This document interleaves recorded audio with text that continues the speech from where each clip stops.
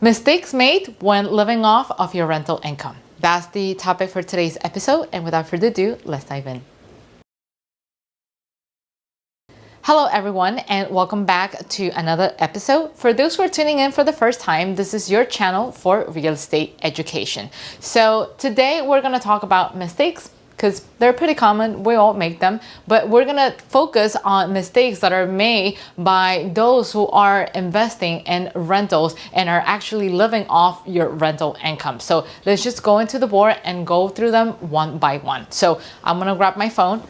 Make sure I don't miss anything. So mistake number one that I always see people make is quitting your job too fast, right? Why?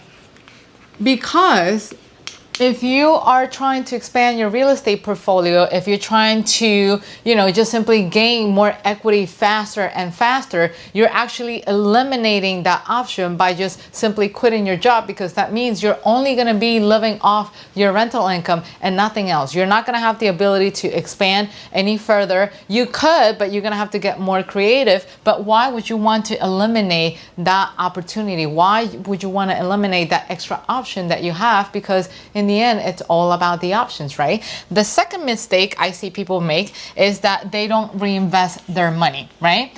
No reinvestment. Let's just put it that way. So let's say, for example, you collect, let's just say $1,500 of a rent on a rental property that you have.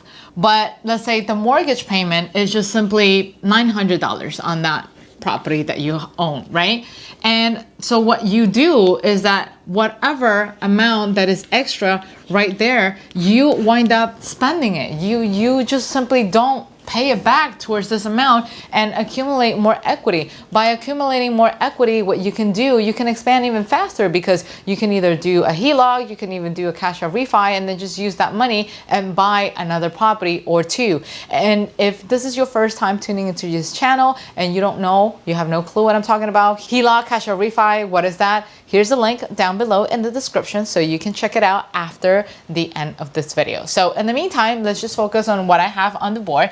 Then the common mistake number three, is paying the minimum, right? Which in essence, it's very similar to number two right here, because when you're paying the minimum, that means you are paying just whatever it is, the minimum amount towards principal, and a lot of it towards interest, which means you're actually spending more money in the long run because you are contributing very little money towards the pay down of your mortgage, and you're in essence paying a lot more in interest. So that's another common mistake that you do. And before I keep going further, make sure you hit the like button right here to let me know that you like the video so I can continue to make more like this. So back into the board, number four.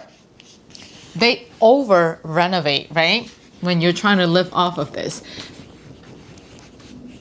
What happens when you over renovate a property? Well, you have to renovate depending on the demand. Some areas will demand the nice countertop kitchen, the nice stainless steel appliances, but there are other areas like the working class neighborhood and stuff, they're just simply content with what they have. That is not to say that you're gonna give them a crappy house or anything like that. It's just simply saying as long as the house is in good condition, they don't need anything that's overly fancy. As long as the kitchen is functional, as long as everything they need is actually in that one house that you're provided to them.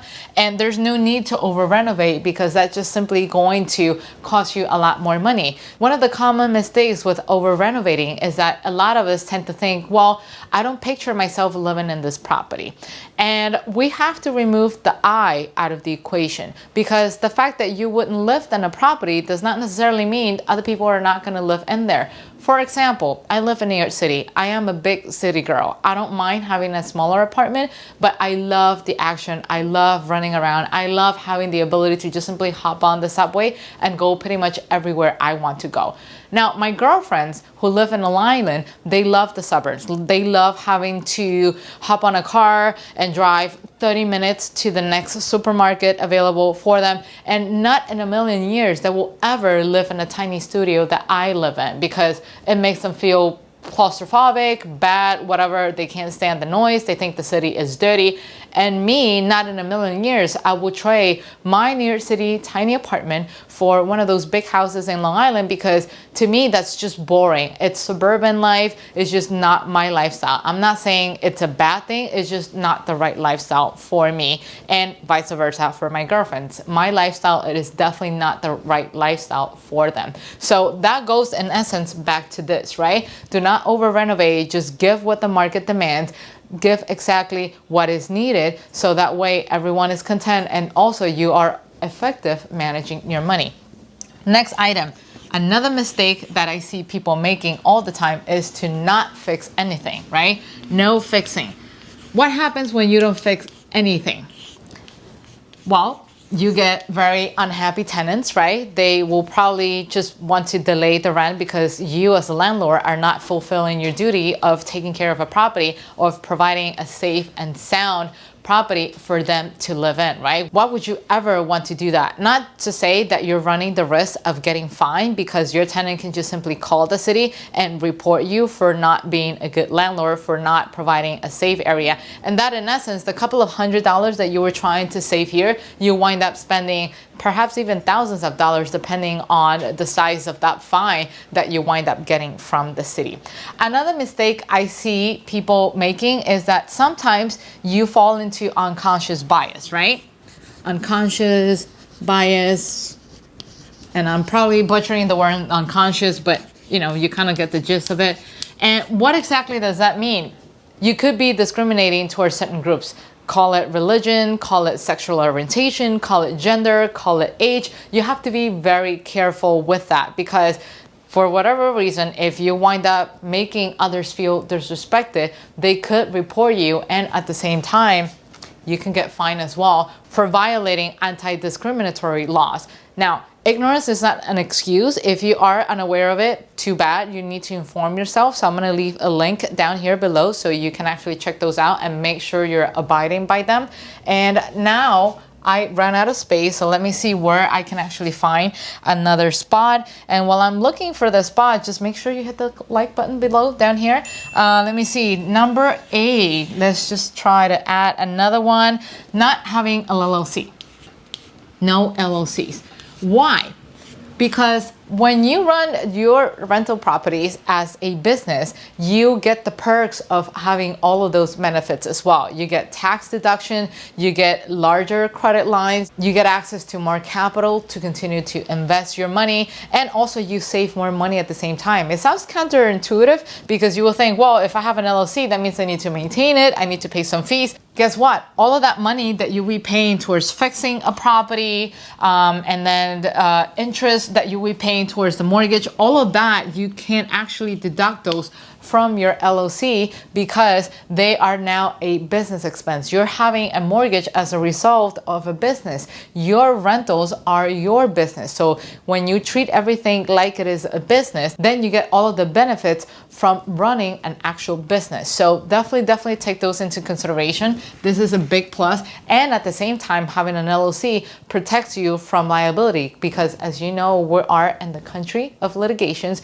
We are in the land of lawsuits. Everybody wants to sue everybody in order to just get access to easy money, free money. And why would you ever want to risk your properties when you worked so hard to earn them in the first place? So definitely keep LLCs in mind. Another common mistake I see people doing is not having a property manager. So number 9, actually, I just realized I made a mistake. This is actually number 6. Then this is number 7. And then this is number 8. So mistake number 8, not having a property manager. No property manager. Why? Well, for those who are actually self-managing properties, I understand when you're trying to get started because you're trying to be cost efficient and stuff like that. But think of it this way. when you grow more and more and you have a much larger portfolio, guess what's going to happen?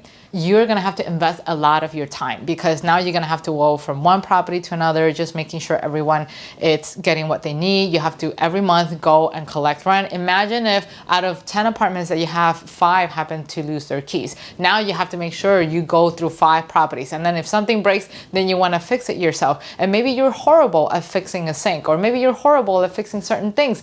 You're trying to do everything yourself. It's not a good thing, because one, you could be fixing it wrong and then it ends up costing you more money. That's one. And then 2, you're taking away good time from you that you could be utilizing that time to further expand your real estate portfolio, or perhaps spending it with the people that you care about the most. What is it that you're getting out of it? Because the most a property manager can charge you is 10%, sometimes even 12%, depending on the area. But if you come to think of it, yes, it might be a lot in the beginning, but it will free up so much time. So it's, to me at least, it is a no-brainer. It's something that it's gonna allow me to create more videos like this. It's gonna allow me to do more research, to travel. And in essence, I think you will want to do the same. Not necessarily travel, but then you have other things that you enjoy doing more than just going over each and one of your properties just to save that 10%. So definitely something to keep in mind. And the last mistake that I see a lot of people doing is that they don't report their rental income. And I know that a lot of people want to give the impression that, hey, at the end of the year, I want to get the most out of my income tax. But guess what's going to happen? When you don't report your rental income, you are affecting, or you're impacting your annual income in your income taxes, right? And guess what's going to happen every time you go and apply for a mortgage? They're not going to lend you the amount that you desire. Let's say, we're just going to use the space right here, that before you reported your rental income, your annual was $15,000 a year. That was your annual revenue, your annual income, whatever you want to call it, right? But let's say after you report, your income tax winds up being, let's say, I don't know, I'm just going to throw a number out there, $70,000. Yes, you might probably be thinking, oh my, I'm going to wind up spending more in taxes right here. But guess what's going to happen when you go to the bank? The bank, on average, will borrow you maybe 3 to 4 times your annual income. That means the most you're gonna get out of a mortgage is $200,000, right? You multiply 4 times 5, that's $200,000. Assuming your credit is perfect, you have everything great. And if you're liking this video so far, once again, don't forget to hit the like button.